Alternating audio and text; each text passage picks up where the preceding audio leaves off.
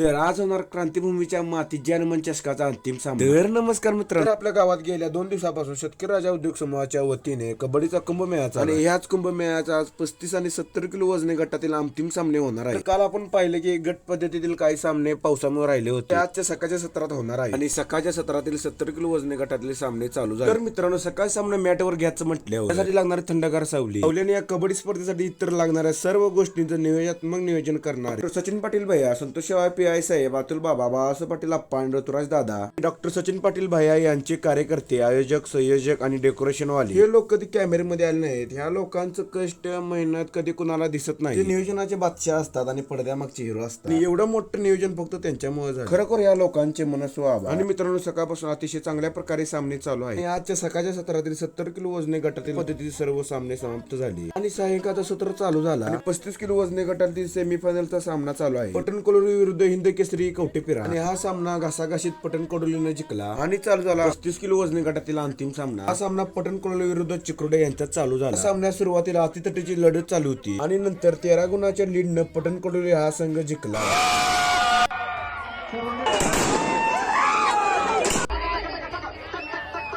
त्यांच्या विजयाचा आनंद पाहून आलो मॅट। 70 किलो वजनी गटातील क्वार्टर फायनल आणि सेमीफायनलचे सामने झाले। राज्याचे माजी मंत्री जयंतराव पाटील साहेब यांचे आगमन झाले, त्यांचे भाषण आणि सत्कार समारंभ झाला, त्यांच्या हस्ते अंतिम सामना चालू झाला। सामना होता वारणा खोरा करोली विरुद्ध छावा कोल्हापूर। सामन्यातले दोन्ही संघ नामांकित होते, त्यामुळे सामना जोरात चालू होता। मित्रांनो, या खेळाडूंना स्वतःच्या खेळाचं कौशल्य असं दाखवून दिलं की सर्व प्रेक्षकांच्या मनावर राज्य केलं आणि प्रेक्षकांनी त्यांचं नाव पाडलं मेजर। खरं तर या भावाचं नाव माहित नाही, पण खेळाडू एक नंबर मेजर भाऊ वारणा कडोली। या अंतिम सामन्याचा विजयी ठरला छावा कोल्हापूर। जनमन चषकाचा 1 नंबरचा मानकरी। सर्व विजयी संघाचे हार्दिक अभिनंदन।